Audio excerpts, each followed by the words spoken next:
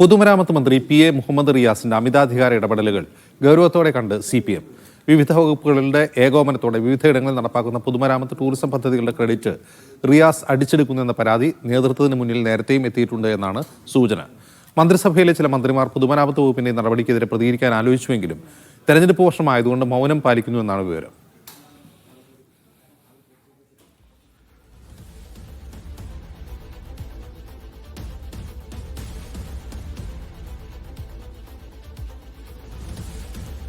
Safe sign Labdeen വിവരങ്ങളുമായി ചേരുന്നു. Safe, ഇക്കാര്യം പാർട്ടി ഗൗരവത്തിലെടുക്കുന്നുവെങ്കിലും അത് ഈ പരിഹരിക്കാനുള്ള എന്തെങ്കിലും നടപടിയുണ്ടോ?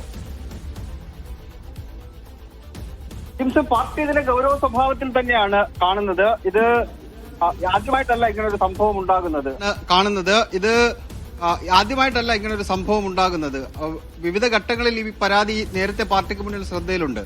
ഇപ്പോ മാനവീയം വീതിയുടെ ഉദ്ഘാടനം, അതുമായി ബന്ധപ്പെട്ട ഉദ്ഘാടന ചടങ്ങിൽ MP രാജേഷ് പങ്കെടുത്തെങ്കിലും അദ്ദേഹത്തെ ആ ഉദ്ഘാടനവും മറ്റും നിർവഹിച്ചത് അദ്ദേഹമായിരുന്നില്ല. പിന്നീട് കലാഭവമണി റോഡുമായി ഉദ്ഘാടനവുമായി ബന്ധപ്പെട്ട വിഷയത്തിലും സമാനമായ രീതിയിലുള്ള പരാതി പാർട്ടിക്ക് മുന്നിൽ നേരത്തെ തന്നെ ശ്രദ്ധയിലുണ്ട്. ഈ തെരഞ്ഞെടുപ്പിന്റെ ഒരു വർഷമായതുകൊണ്ട് ഒരുപക്ഷെ അത് മുഹമ്മദ് റിയാസിനെ പരസ്യമായി തള്ളി പറഞ്ഞുകൊണ്ടൊരു നിലപാടൊന്നും പാർട്ടി നേതൃത്വം എടുക്കില്ല. പക്ഷേ ഇങ്ങനെയുള്ള വിവാദങ്ങൾ ആവർത്തിക്കാതിരിക്കാൻ ആവശ്യമായ ശ്രദ്ധ മുഹമ്മദ് റിയാസ് നടത്തണം എന്നുള്ള നിർദ്ദേശം പാർട്ടി നേതൃത്വം മുഹമ്മദ് റിയാസിന് നൽകിയേക്കും എന്നുള്ളതാണ് നമുക്ക് ലഭിക്കുന്ന വിവരം.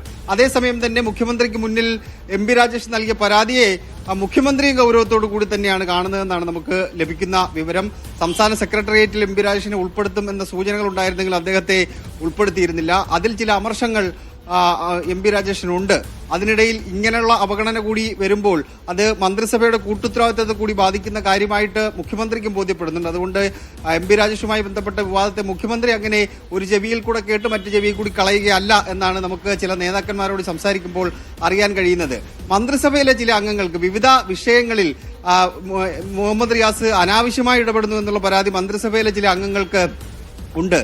അത് പരസ്യമായി അവർ പറയാൻ തയ്യാറാണെങ്കിലും തെരഞ്ഞെടുപ്പ് സമയമായതുകൊണ്ട് പാർട്ടിക്കുള്ളിൽ ഭിന്നതയുണ്ടെന്ന് വരുത്തുന്ന രീതിയിലുള്ള ഏതെങ്കിലും തരത്തിലുള്ള പ്രതികരണങ്ങൾ നടത്താൻ വേണ്ടി നേതാക്കന്മാർ ഇപ്പോൾ തയ്യാറല്ല എന്നുള്ളതാണ് ഒരു പ്രധാനപ്പെട്ട കാര്യം. പക്ഷേ പാർട്ടിയുടെ ഫോറങ്ങളിൽ പ്രധാനപ്പെട്ട ചില ഫോറങ്ങളുണ്ട്. ആ ഫോറങ്ങളിൽ ഇവർ വരും ദിവസങ്ങളിൽ ഈ വിഷയം ഉന്നയിച്ചേക്കുമെന്നാണ് നമുക്ക് ലഭിക്കുന്ന സൂചനകൾ. ഇതിനു മുമ്പ് മുൻ മന്ത്രി കടകംപള്ളി സുരേന്ദ്രനെ ലക്ഷ്യം വെച്ചാണെന്ന് തോന്നുന്നു കരാറുകാരുടെ ആളുകളാണ് എന്ന് ചിലരെ ആക്ഷേപിച്ചുകൊണ്ട് മുഹമ്മദ് റിയാസ് ഒരു പ്രസ്താവന നടത്തിയിരുന്നു. അന്ന് അത് പാർട്ടിക്ക് മുമ്പിൽ എത്തിയിരുന്നില്ലേ?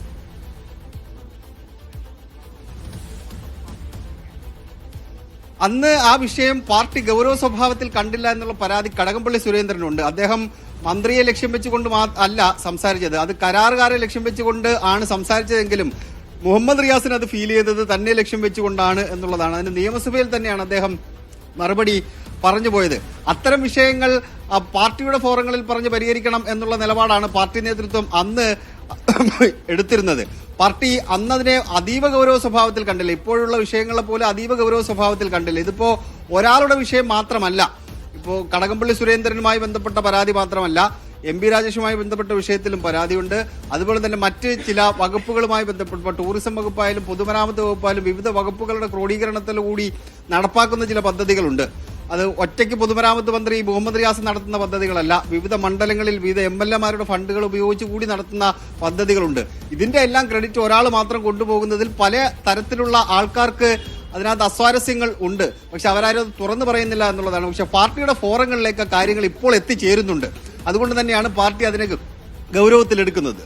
അജിംസ്, ശരി. സേഫ് സൈൻ ലാബ്ദിനാണ് വിവരങ്ങൾ നൽകിയത്.